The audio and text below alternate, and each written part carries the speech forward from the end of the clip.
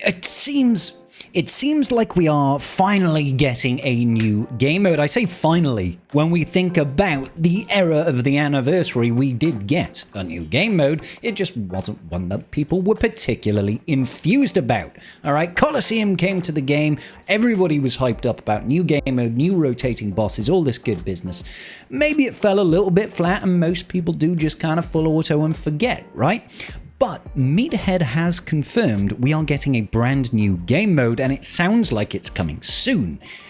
What that means to me is it probably means it's coming with the next era, right? We've got a brand new era starting May 4th. What a perfect time to introduce a new game mode. What could it be though? Let's think about it. So over here, just a few days ago, somebody asked the question of Meathead, what is content you personally would like to see added? This has no implications for the game whatsoever, and Meathead actually responded saying, one that's coming. So this is quite literally him saying there is a game mode coming that he's really excited for, or content that he personally would like to see. Now, let's be real here, guys. Let's be absolutely brutally honest and say, he's probably just hyping up something that's coming, right? Maybe he isn't all that enthused about it, but it's undeniable that this is definitely something that he is hinting at. This is something he is dropping fat stacks of hints over here that there's going to be a new game mode coming. Now, we have had hints. We have been told that stuff is being done, and maybe it's not the content that we want. I've already gone into sort of talking about, the Colosseum not being everybody's favorite game mode, but hey, I always take new game modes. I like it when we have a new place to play. Now, if we were to take a look back at the anniversary era update post, we can extrapolate a little bit of information to try and make some assertions around where this is going to be. All right? So over here in the era of the anniversary update, you can see future seasonal content is what they want to do.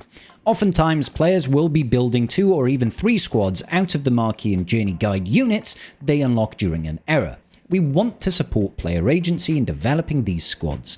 Early next year, we plan to release what we are calling loaned units. This is still not in the game, so potentially that is going to be coming in the May 4th update, a system where players will temporarily be granted a variety of additional era units based on legacy units for their use in era modes. Now, we already data mined some of the icons around this. These loaned units are temporary units. They're on a timer, quite literally. They're not like the era units that are just active. So I don't know if that means that you have to use them, buy them with real cash or crystals or whatever. I'm hoping it's not real cash because honestly, let's say it all together, ladies and gentlemen, the last thing that Galaxy of Heroes needs is another microtransaction area of the game, particularly if it's embedded into era-based content. We don't want to be spending additional money on something extra, okay? I mean, I'm just speaking for myself here, but we've already had the creep in microtransactions from this era system, starting with, oh, you can buy shards, right? You can go to 7 stars. And then they're like, oh, yeah, but if you want to actually get any use out of them, you do also need to buy the leveling materials in order to take them to high era levels. Oh, by the way, this era leveling stuff is impossible to buy without real-world cash if you want to go from, like, 70 to 85, which you need for the new legendary unit. So I'm really hoping, against all hope, it might be a vain hope, that loaned units are just given to you. Do not cost crystals, do not cost cash. You just get them in order to help with whatever mode they're going for here, okay? So loaned units will not require direct investment to increase their power, and they will go away at the end of an era. So they say they go away at the end of the era, but we've seen in game that it's a timer, right? Maybe that timer is the end of the era. I don't know. So they're saying they don't require direct investment. Don't know what that means. What's an indirect investment into increasing power? Until then, we're utilizing summoned units, which is what we have right now. We recognize that there are players who want to duke it out in direct PvP rather than fight big bosses. I mean, yeah, GAC is still like the preeminent game mode that people tend to enjoy more than anything else. If somebody was to say, hey, would you rather do TB or would you rather do GAC? Most people would choose GAC. Would you rather fight the raid than do GAC? Most people would rather do GAC. With that in mind, we want to bring a PvP mode to eras in the future. For this to be the compelling PvP experience we want it to be, it needs to be supported by loaned units and a system for stat differentiation. Now, we don't have any idea on how they're going to do stat differentiation. We can make assumptions about loaned units. They're going to be based on standard units that we've got, and we know it's most likely going to be a PvP game mode that comes to the game. We've known this since last year. Like, they've told us that they want to do a PvP mode. Now, personally, the idea of error-based GAC seems a little bit funky to me. It's like, you can't fill out a board. And how does it really become an error thing if, like, say, even if it was like 2 teams on defense or 3 teams on defense, almost all of that is going to be loaned units rather than the 6 marquees and potentially 1 legendary. And the legendary is only going to be available for the last month. So how are they going to do it? I don't think the standard GAC format works for whatever PvP mode they're trying to. It doesn't translate. It doesn't translate, right? Like, because our GACs last 3 months. An error lasts 3 months. Well, they last, a month, right? And there's just not enough units. There's not enough units. And how would we differentiate? We can't use mods. We can't use datacrons. It just seems a little bit weird, right?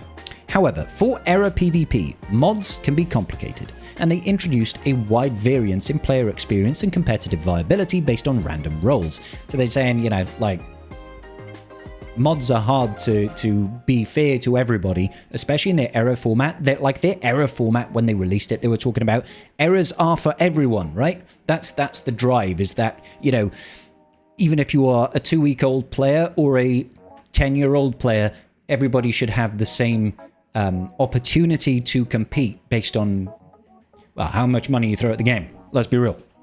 So they want the opportunity being given to new wells to be able to compete, right? So they're saying you can't use your mods, you can't use your datacrons, fine. While the system provides interesting texture to legacy content and long-term progression, it is not conducive to seasonal content where all players start from the same place each era. With all that said, any error PvP will be introduced alongside a new system for stat differentiation among error units that will allow error PvP to be an intriguing competitive landscape for players to deeply engage with. More on the next error features as we get close to the releases. So, what this tells me is there's going to be, let's be real, it sounds like this stat differentiation, this new PvP game mode, it can't be just a direct drag and drop of GAC. I don't think it's going to be that, because there's not enough units, for one.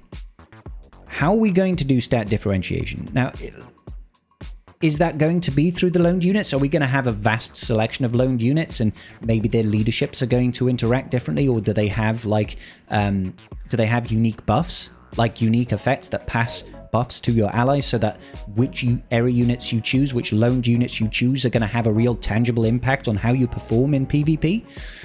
I don't know how they make this work and how they make it super, super compelling, but it is probably the game mode that is coming here. Now, I want to know what your thoughts are on PvP. I'm still hoping it's going to be more guild-based PvP, but ultimately I feel like it's going to struggle very much with, it's going to be who's got the highest error level units. Did you get the legendary journey guide unit unlocked? It's still going to be ultimately a whale is winning thing. And more importantly, and maybe this is the part that's confusing me the most, right? When it comes to error content, we look at Colosseum. Colosseum is supposed to be, the chief mode for error-based content. Maybe this error-based PvP is going to change that. Maybe it changes that. I don't know. But the rewards that you get from this is error currency, right? We use that error currency within the error shipment store. And whilst it is nice to have error currency, so, it's the one place that we can reliably get coaxial servo motors if you want to get your Relic 10 units, right? This is the place you go. You compete in Colosseum, you unlock all the way to the top, you finish at the top of your leaderboards, you get, 1,000 error currency if you get top 10, 500 top 30, 200 if it's top 100 or something, I can't remember. But the reward is coaxial servo motors. For people in the early game, you've got your lightspeed tokens, and they're great, right? Like, these lightspeed tokens are really good for early game accounts, and even mid-game accounts, because they'll let you go ahead 6-star Relic 5 things without having to farm them up, without having to worry about the gear. If this new error-based PvP system just gives more error currency, do we care that much? Well, maybe we do. The broader issue for me is, if we don't care, we're not going to engage with it. And CG wants to knock it out the park. They definitely want to knock it out the park. They need to knock it out the park in this coming era, because there has been a little bit of a drag over this era. This era of Andor, you know, the hype has died down. The new game mode is gone. Anniversary content is gone. We're still waiting for the return of Maul. The hype is at a bit of a low point at the minute. So if they're going to introduce new game modes, they need to hit it, like, out of the park. And I can't see era currency alone, more Relic 10s, more Relic 5s, is going to do anything. I feel like the endgame player base is dwindling, and it's being propped up by new players coming to the game. But it's kind of like an ever-turning wheel. I'm seeing a lot of people leave old, late-game guilds and stuff like that, because they're done. But that's because, in my opinion, CG hasn't really been catering to the endgame player. Everything right now is catering to recycling new players, right? Erodium Lightspeed tokens, Carbonite Lightspeed tokens. We're getting Lightspeed tokens out the wazoo, all right? They're coming at us thick, fast, and heavy, and extra creamy. And sometimes I like that kind of activity, but there's nothing really sweetening the pot, in my opinion, for the endgame player. Coaxial server motors are great. Relic 10, sure, fine. But it's still damned hard to get Relic 10s. You know, my endgame account has probably got, I don't know, 12 or something like that. And I'm sitting on like 100 coaxial server motors because I've got them, but I don't have the girder keypads. I don't have the signal data to really support investing in loads of R10s. I've got more R10s materials than I can realistically invest with. And that's my, 15 million endgame account. 15 million GP endgame account. My concern is, what if this error-based PvP mode maybe is not a that compelling game mode? If it's GAC over here, I still don't think they can do GAC. You can't. It's going to have to be a different type of PvP. If they do it and it's not compelling, then they need to make sure that we are compelled to do it by necessity, right? We do Colosseum because it's the only place that we can get error currency. You just turn up, you do that, you level up your units, right? So what if this new game mode is bringing, and I've said it countless times, Relic 11 is coming, boys. It's coming. All right, we've got coaxial server motors right now, right? We've got coaxial server motors at the minute. We already know that the Relic 11 material has been data mined. It was put into the game the same time coaxial server motors were. It's there. It's waiting, right? That's it. You've got our coaxial server motors over here. You see it like server motors. But this over here, this is clearly the Relic 11 material. It's our capacitor. It's text scavenger capacitor. So that is definitely going into the game. It's already prepped. It's primed. It's lubed. It's ready. It's juicy. Do you know what I mean? It's there. I would not be surprised in the slightest if this new error-based PvP game mode is about getting the other step in relics, okay? And don't think they're stopping at Relic 11. Relic 11? No. Relic 12, yes. Relic 13, 14. We're probably going to see those relic levels increase yearly, at least once a year. Most likely 2 a year, right? Because right now, Relic 10 does not matter enough. It doesn't matter enough because it only gives you a minor boost to your mastery, and it gives a couple of additional boosts to various stats that helps you deal with other things like evasion, right? Gives you extra accuracy, gives you extra potency, gives you extra tenacity, all that sort of good business, right?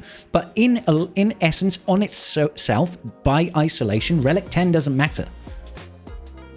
What matters is the Relic Delta benefit that we get. And R10 versus R9 is only a 5% boost, versus R8 it's 10% boost, right?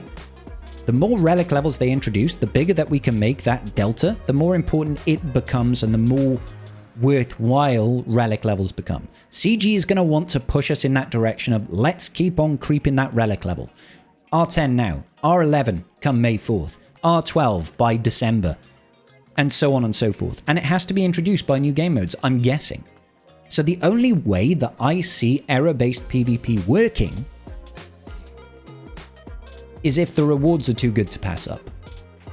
Maybe it doesn't give us Relic 11, maybe it just gives us a bunch of girder keypads, gives us a bunch of signal data, particularly flawed signal data, the hardest one for us to get outside of corrupted signal data.